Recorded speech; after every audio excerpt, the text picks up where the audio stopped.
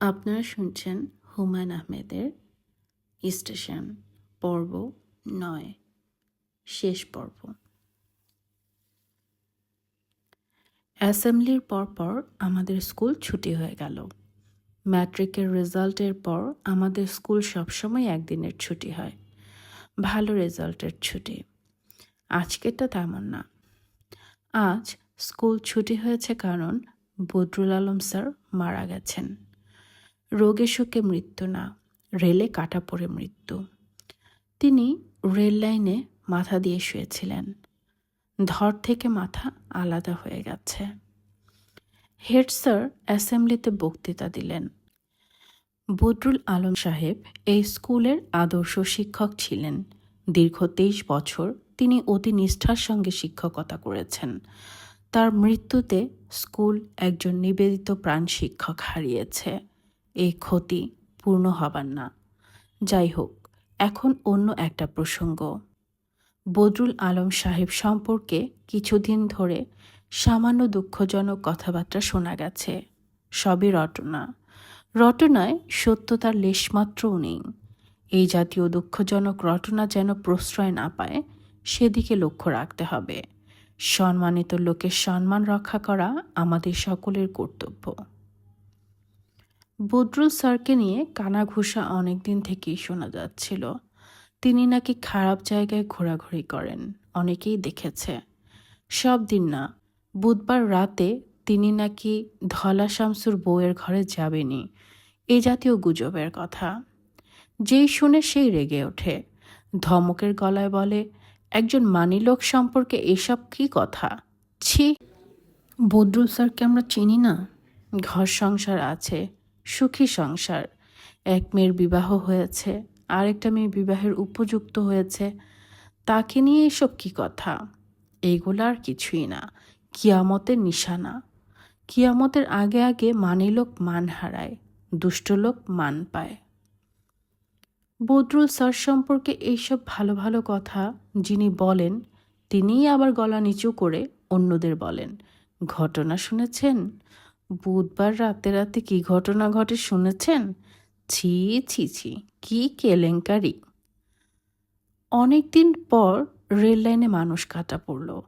অপঘাতের ঘটনা সবসময় দুবার করে ঘটে। পুকুরে ডুবে একজন কেউ মারা গেলে ধরেই নেওয়া যায় খুব শিগগিরই আরেকজন মারা যাবে। রহমান চাচা খুবই চিন্তিত, রেলে কাটা পড়ে আরেকজন মারা যাবে। সেই আরেকজন কে? ঠান্ডা মাথায় হিসাব করলেই বের করা যায়। রহমান চাচা চিন্তিত মুখে হিসাব করেন, দ্বিতীয়জন যে মারা যাবে সে বদরুল স্যারের পরিচিত হইতে হবে। সে পুরুষও হবে না। একজন পুরুষের পর একজন নারী, মৃত্যুগুলি এই রকম হয়। এই সব মৃত্যু নারী পুরুষ মিলায় জোড়ায় জোড়ায় হয়, এটাই নিয়ম। রহমান চাচা আমাকে আড়ালে ডেকে নিয়ে বললেন, তার হিসাবে বলে বদরুল স্যারের পরিবারের ওপর এই ঘটনা ঘটবে। ঘটনা শেষ পর্যন্ত ঘটল। ভোর রাতে হইচই চেঁচামেচিতে ঘুম ভেঙে গেল। মগরা ব্রিজের কাছ থেকে চিৎকার আসছে, লোকজন ছুটে যাচ্ছে। মনে হচ্ছে ভয়ঙ্কর কিছু ঘটেছে। ব্রিজটা কি ভেঙে পানিতে পড়ে গেছে? জাপানি ইঞ্জিনিয়ার বলেছিলেন, ব্রিজের যে অবস্থা যে কোনো মুহূর্তে ভেঙে পানিতে পড়ে যাবে, বিরাট ক্যালামিটি হবে। কুসুম আপু বলল, টগর দৌড়ে যা, খোঁজ নিয়ে আয় কি হয়েছে। আমি যাবার আগেই রহমান চাচা উপস্থিত হলেন। তার মুখ হাসি হাসি। এই সকালবেলাতেই মুখ ভর্তি পান, পানের রস ঠোঁট গড়িয়ে নিচে পড়ছে। রহমান চাচা আনন্দিত গলায় বললেন, বলেছিলাম না ঘটনা ঘটবে? ঘটনা ঘটেছে। আরেকজন মানুষ রেলে কাটা পড়ছে, একেবারে 14 টুকরা, গোস্তের দলা, সিননের কোনো উপায় নাই। কুসুম আপু হতভম্ব গলায় বললেন, কে কাটা পড়েছে? রহমান চাচা পানির পিক ফেলতে ফেলতে বললেন, নাক সেপাসিন দেশের অবিচার স্যার। কই দেশ আর মরল কই? জন্মের সময় নির্ধারণ থাকে কে কই মরব, আমরার করণের কিছুই নাই। কিভাবে কাটা পড়ল? সঠিক হিস্টোরি কেউ জানে না, মনে হয় ব্রিজে উঠছিল পিশাবকরণের জন্য। এই বেটার অভ্যাস ছিল ব্রিজের উপরে খাড়াইয়া পিশাবকরণের। অতি অসভ্য। আমি এখন আবার যাইতেছি, আসল খবর আনবো। খবর কিছু পাবো কিনা বুঝতে পারতেছি না। থানাওয়ালা চলে আসছে, পুলিশ পাহারা বসছে, কাউরে যাইতে দেয় না। দুর্ঘটনা কিভাবে ঘটল তার নানান কথা শোনা যেতে লাগলো। রাত ৩টার সময় টর্চ হাতে চীনা ম্যানকে ব্রিজের দিকে যেতে দেখা গেছে। ক্রেনের ড্রাইভার জমশেদ বলেছে, স্যার কই যান? চীনা ম্যান তাকে একটা গালি দিয়ে বলেছে, আমি কোথায় যাই তা দিয়ে তোমার কি দরকার? তারপরই দুর্ঘটনা। ১১ সিন্দুর এক্সপ্রেস ঘটনা ঘটায়। আরেকটা ভাষ্য হলো, ঘটনা কখন ঘটে, কিভাবে ঘটে কেউ জানে না।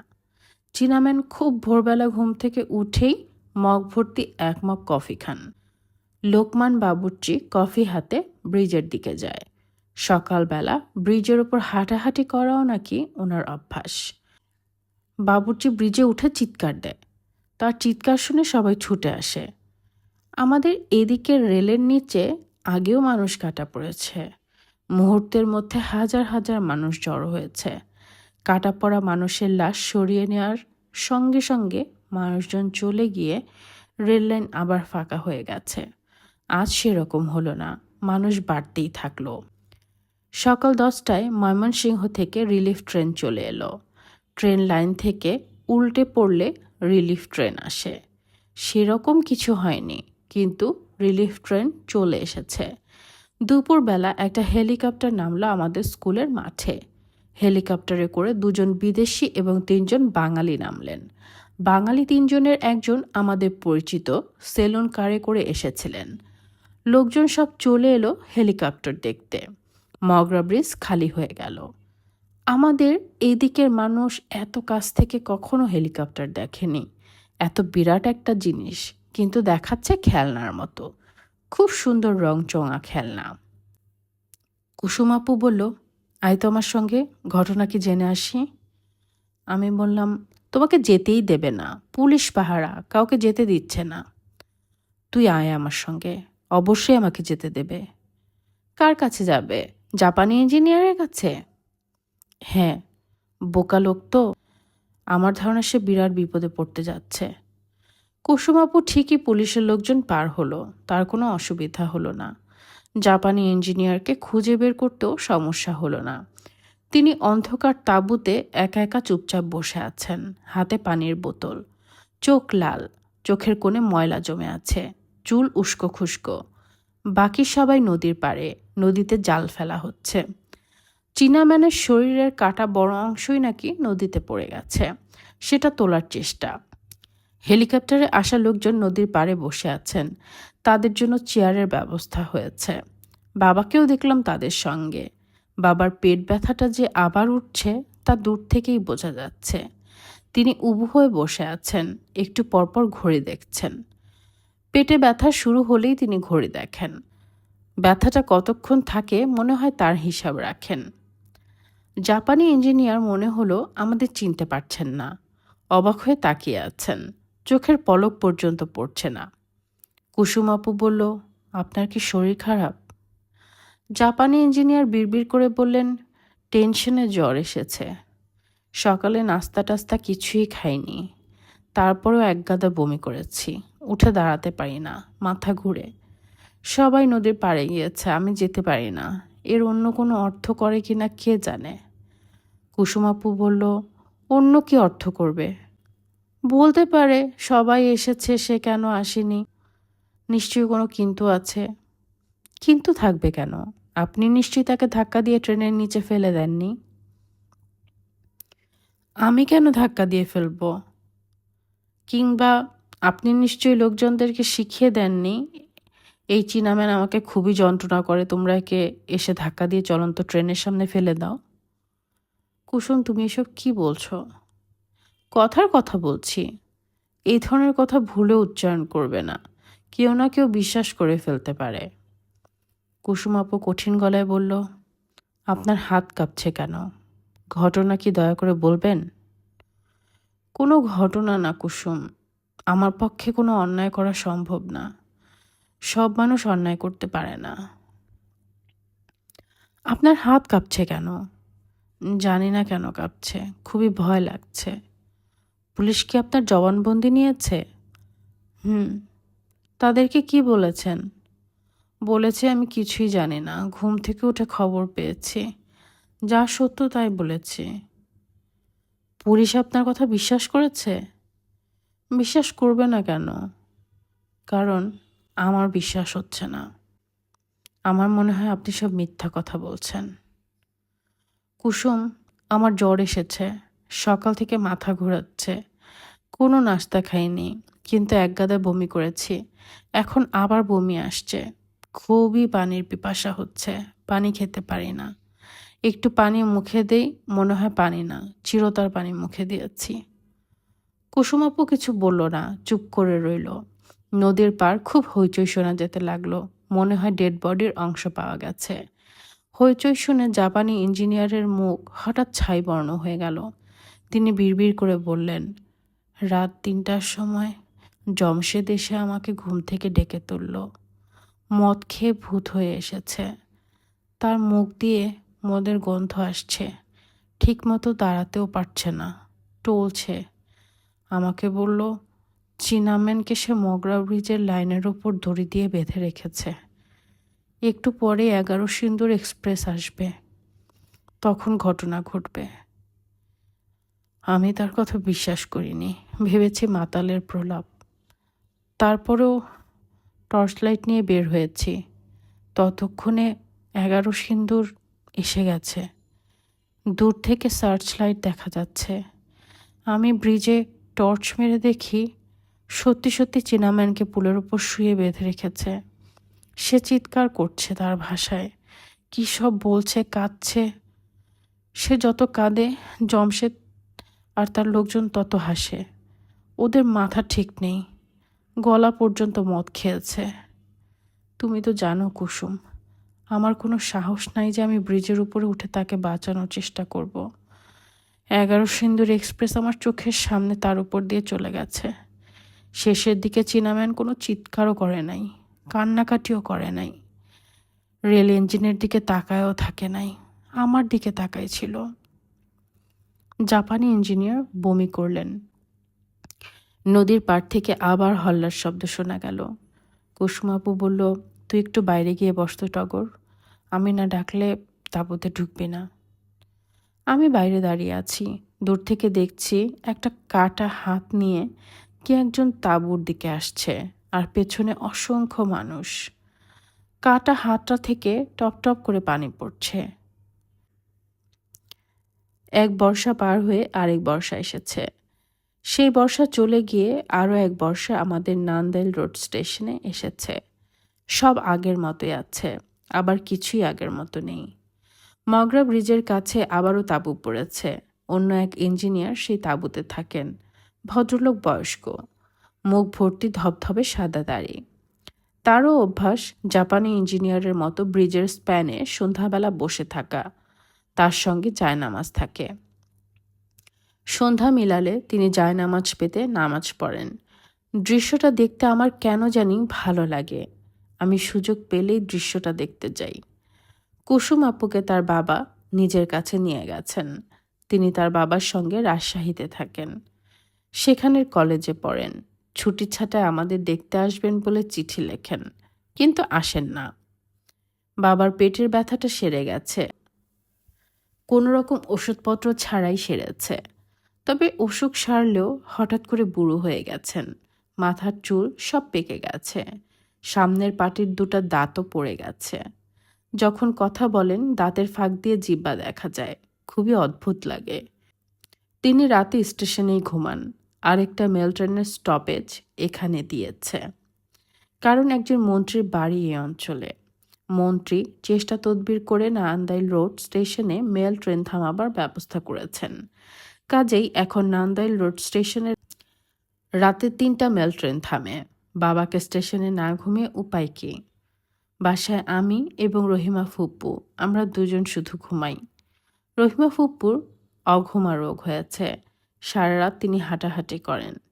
ভাইয়া চলে গেছে বিদেশে, এখন আছে নিউজিল্যান্ডে। ভাইয়া বরফে হাত পা ছড়িয়ে শুয়ে আছেন, এমন একটা ছবি পাঠিয়েছেন। বাবা সেই ছবি দেখে বলেছেন, গাধাটাকে তো চেনা যায় না, করছে কিসে, বরফ খাচ্ছে নাকি? আমি আর বাবা আমরা দুজন মাকে দেখতে গিয়েছিলাম। বাবা মাকে এই ছবিটা দিয়ে বললেন, সুরমা বলো তো কে? মা সঙ্গে সঙ্গে বললেন, রঞ্জু। পাক্কার মধ্যে শুয়ে আছে কেন, তার কি হয়েছে?